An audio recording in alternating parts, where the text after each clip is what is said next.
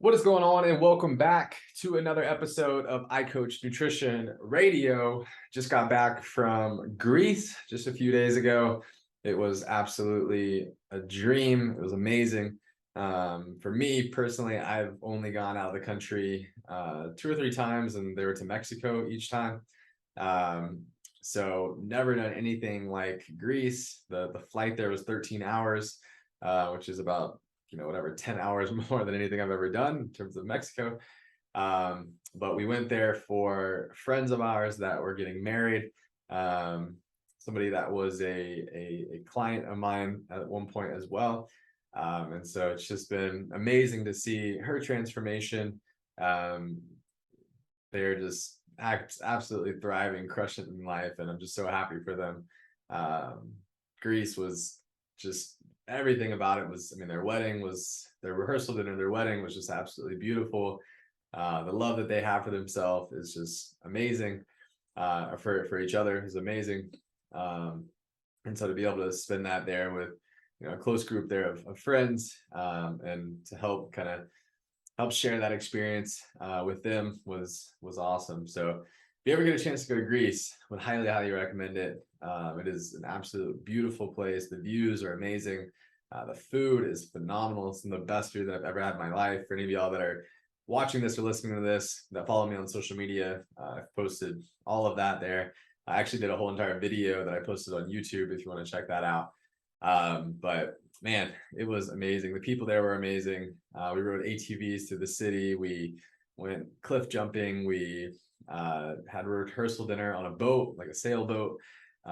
So anyways, I could go on and on forever. It was absolutely amazing, absolute dream. Super grateful to be able to share that experience with them, and for my wife and I to be able to do that. So what I'm going to dive into today in terms of the podcast is we are going to talk. I had a client request this, but we're going to talk about alcohol. Okay. For me, as y'all know, I shared, I started a journey of sobriety back in January. So we're approaching now, what is that? I guess 8-month mark pretty soon here. Actually, yesterday was the 8-month mark. So it's been really cool to be able to accomplish that. That's been, really just a lifestyle for me that I've decided to embark on. And so for me personally, I don't drink alcohol anymore, but it was at one point definitely a very big part of my life. Something that, for so many of you that are listening, I had balance with, I put that in quotes because it's funny. I think a lot of people think they have balance with alcohol and they don't actually really have balance with alcohol. But, we're going to talk about today, how you can fit alcohol into, into your lifestyle and still be able to live a healthy lifestyle. We're also going to talk about, though, how it affects your body from a metabolism standpoint, how it impacts you in terms of your goals. And we're just going to really do kind of a deep dive here on alcohol. So again, for me personally, it wasn't something that was serving me. I knew that I was going to feel better, look better, perform better with being able to cut that out. For some people, they can have that balance and they can still have those things, but for so many, it is something that it just doesn't serve them, and something that is very inhibiting to being able to reach their goals. So there's no bias here on my end. I mean, take it or leave it. It's all good. There's no judgment here on my end, but where education, creates awareness, right? And so that's really what this podcast is going to be all about. It's just helping you to understand, alcohol on an educational level there, and really building the awareness that you need to make the best informed decision for you in terms of how often you want to make it a part of your life. And really challenging you with, is it something that's serving you? Is it something that you have balance with? Or is it a form of self-sabotage? Something that you kind of know subconsciously that it doesn't serve you, but yet it just keeps poking its little head right back into your life time after time again. So without that said, let's kind of get into it here. So alcohol, can you still be healthy and fit if you drink alcohol? Probably. It just depends. What type of person are you? Are you someone that parties like a rock star every weekend, or someone that enjoys a cocktail or two in social settings? If you're someone that has been enjoying themselves a bit too much, then maybe it's time to prioritize getting back in shape. Alcohol metabolism is an extremely complicated subject, but for the sake of this book, or in this case, this podcast.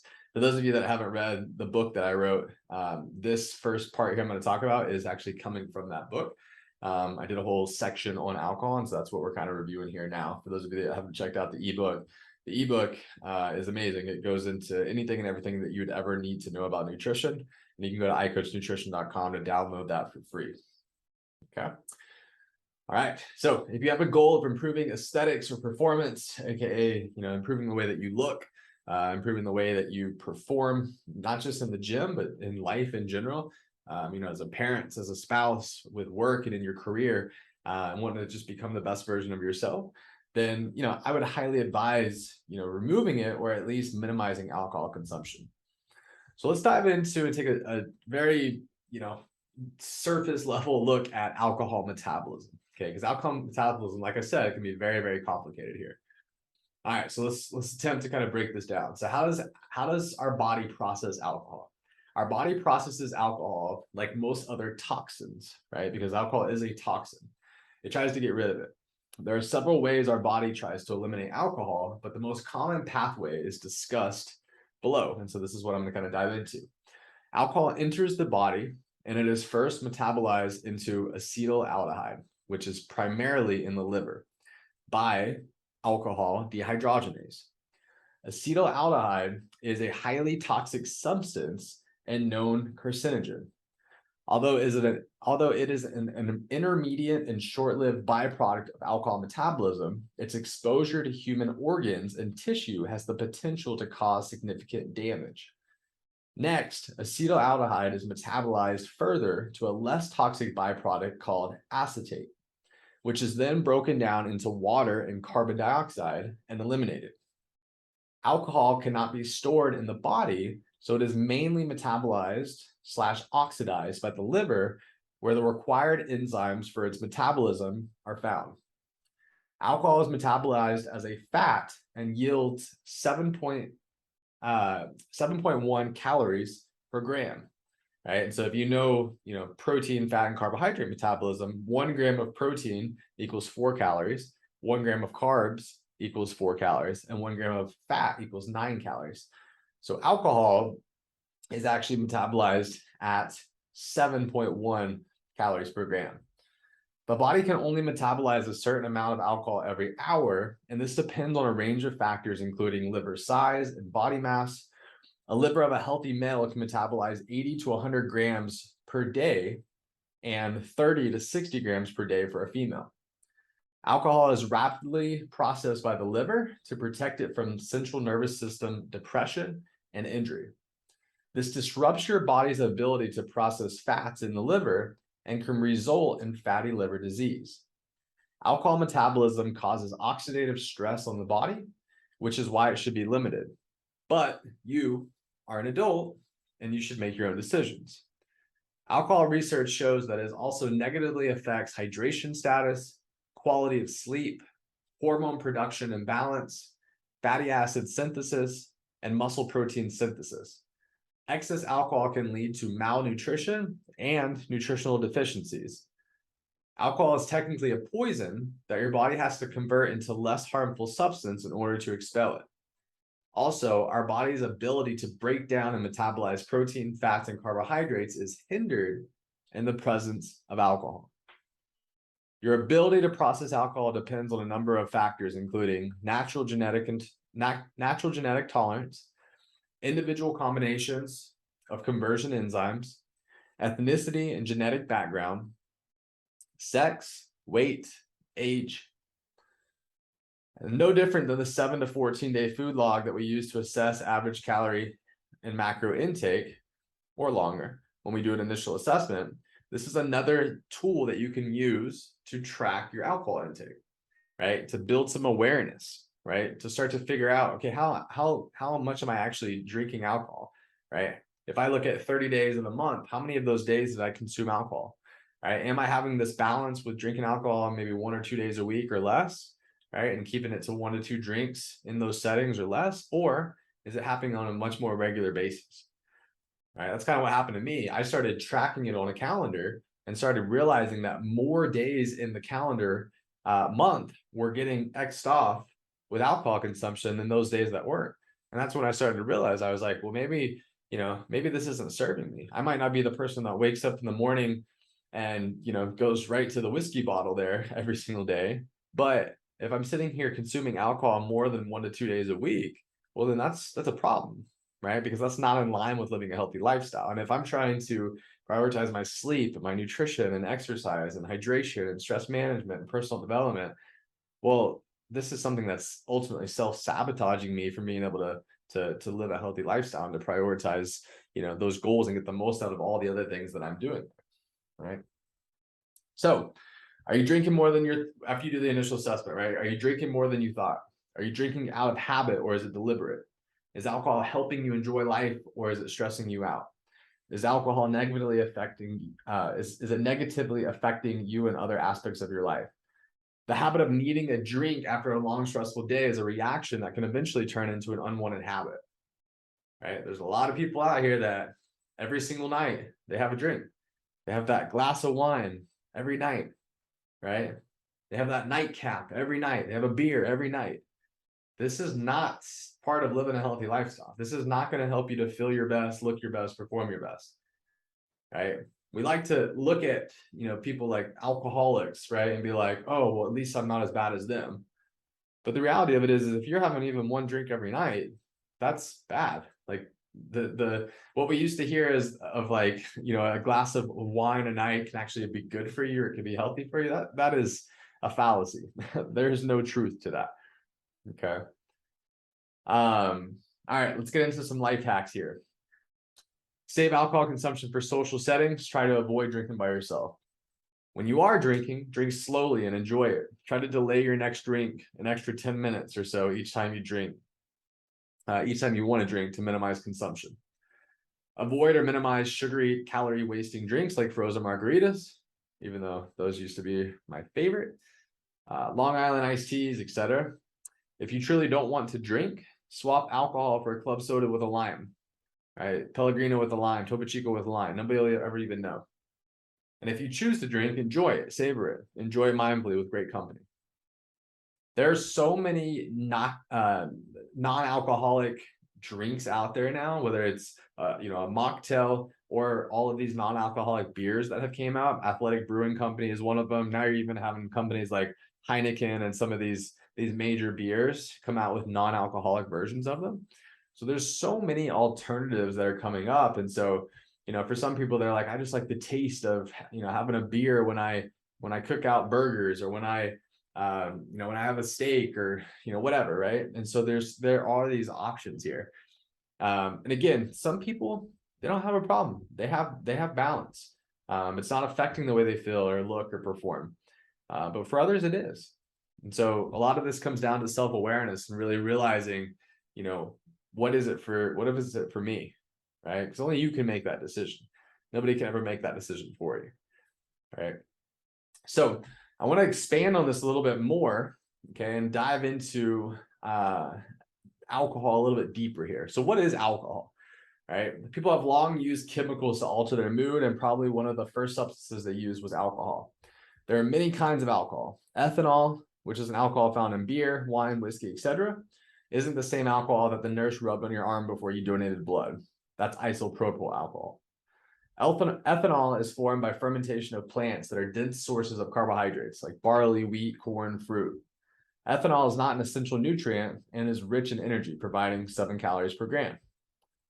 Alcohol is readily absorbed throughout the entire gastrointestinal or GI tract, and the rate at which it's absorbed is likely affected the most by the presence or absence of food in the stomach. After ethanol is absorbed to the GI tract, it heads to the liver, which metabolizes more than 90% of it. The ethanol that isn't metabolized can enter the bloodstream unaltered. Indeed, the liver prefers ethanol as a fuel so much that it will displace other substrates when available. In other words, it'll use alcohol first. Liver alcohol dehydrogenase, or LADH, is a rate-limiting enzyme that oxidizes ethanol at around 15 grams per hour, equal to 1 regular beer. A 70-kilogram adult male will be legally drunk after 4 drinks in 1 hour. While ethanol itself isn't toxic, its metabolic byproducts, acetaldehyde and acetate, are. These byproducts create nausea after drinking. One drug used to treat alcohol is called Ansibuse. Actually allows the concentration of acetaldehyde to accumulate, which results in serious nausea and a strong desire to avoid alcohol in the future. These byproducts can undergo further metabolism or be eliminated via urine or feces.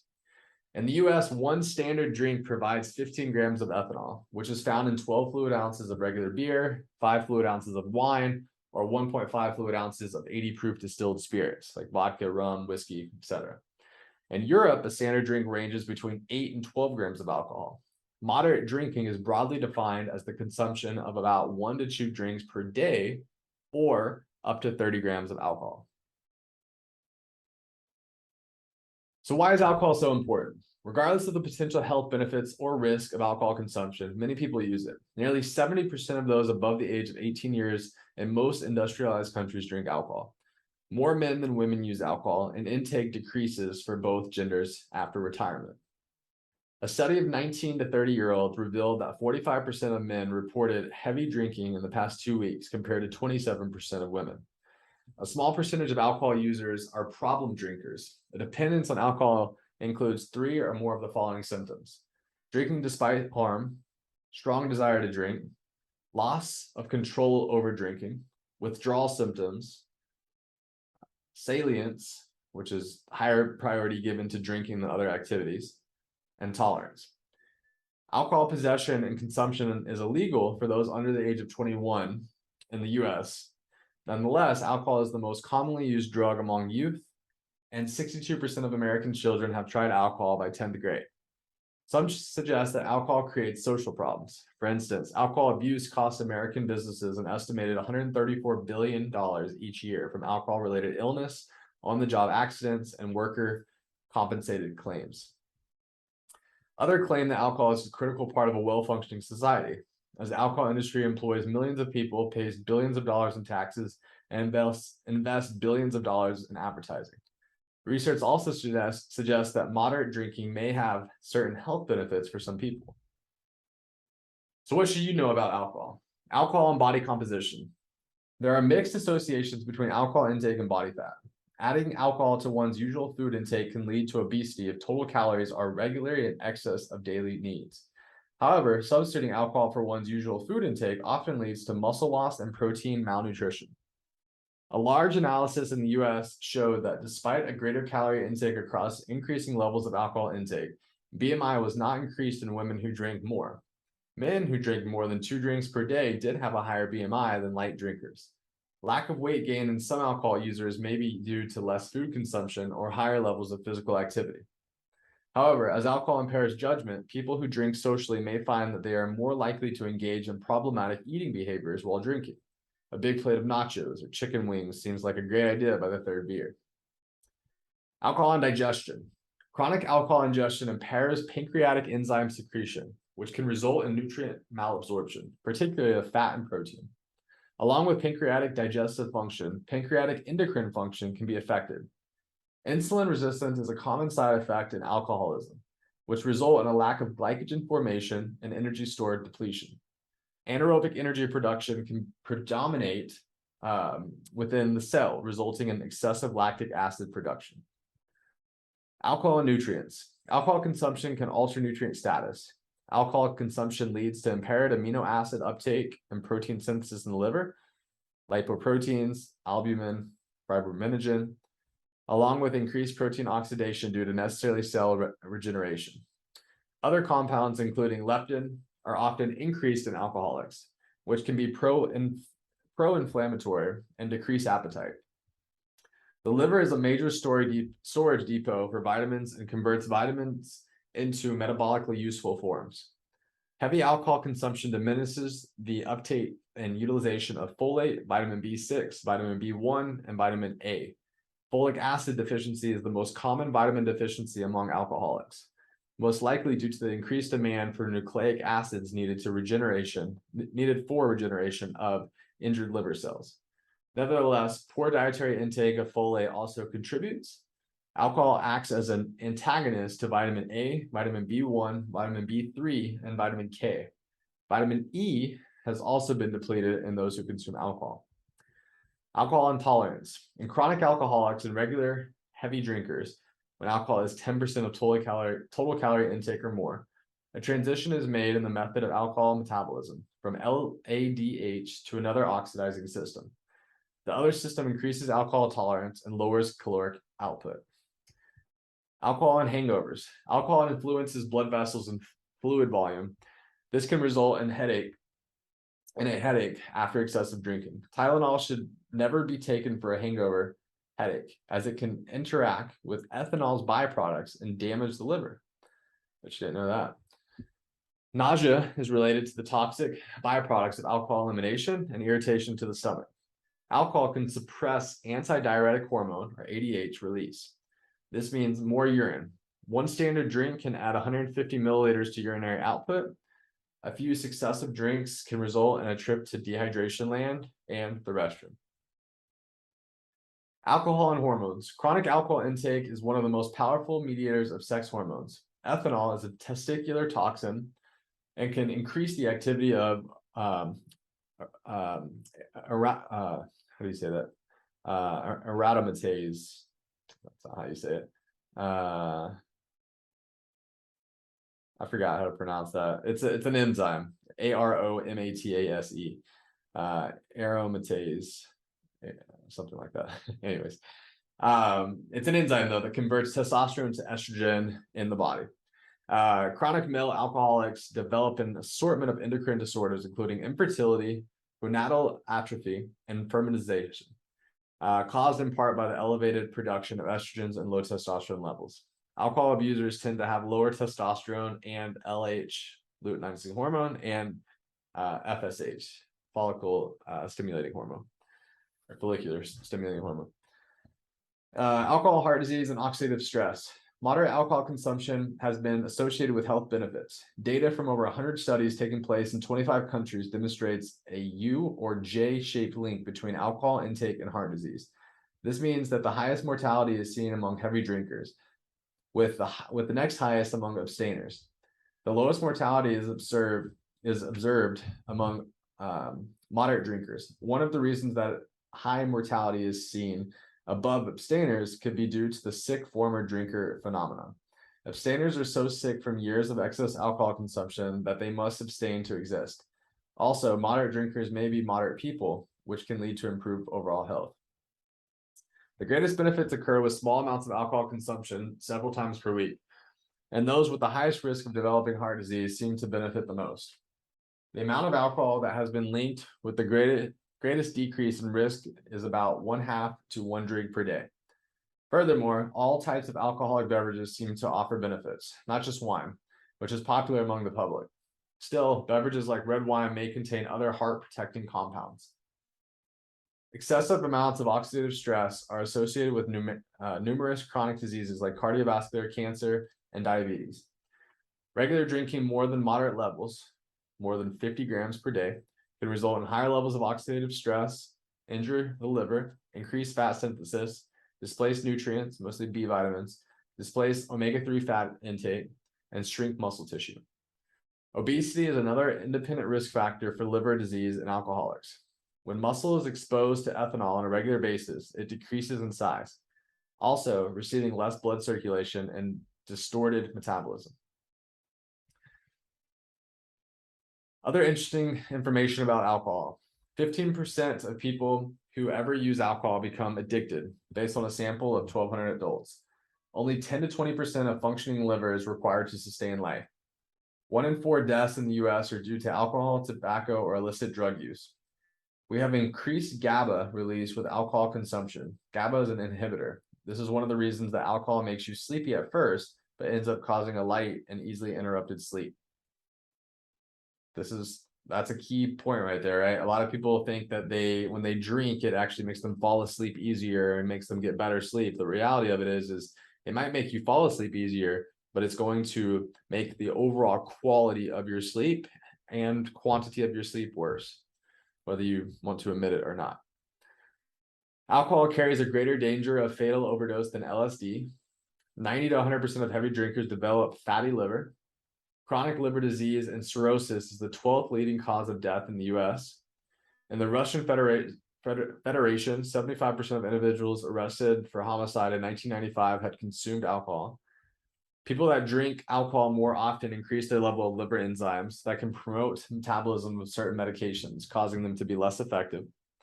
One of the arguments related to alcohol is suicide and depression. The risk of suicide among alcoholics is 50 to 70% higher than in the general population. This may be due to the depressive effects alcohol has on the brain, along with its interference on judgment and decision making. Summary and recommendations. If you aren't using alcohol, there's no reason to start. If you are using, then drinking small amounts of alcohol on a regular basis will likely offer the greatest health benefits without promoting fat gain. Any alcohol consumption above low to moderate levels can displace nutrients, increase health risk, and make you act like a degenerate at parties. Would you take a powerful antibiotic or heart medication without the advice of your physician? Probably not. Still, alcohol is available to virtually anyone who wants it. No prescription necessary. Remember that alcohol is a drug. Be smart. So I just wanted to go into that second part there and expand on all of that a little bit deeper. For some of you, maybe expanded a little more than you wanted me to there. But at the end of the day, I want you to take this information. I want you to assess it for yourself. I want you to make your own informed decisions. And at the end of the day, maybe it's something that it's a part of your life. Maybe it's something that's not. No judgment either way here. But at the end of the day, we do have to remind ourselves that it's probably not going to make you feel better or look better or perform better. And so if you feel like it is something that's preventing you from being able to accomplish your goals, that's when you might want to take a step back and say, hey, is this something that's really serving me or not? And that's when, again, you can make that informed decision for yourself. So I hope this helps. I hope this provides some value to those of you that stuck around for this long and listened this long, watched this long. Yeah, that's all I got. So until next time, thanks guys.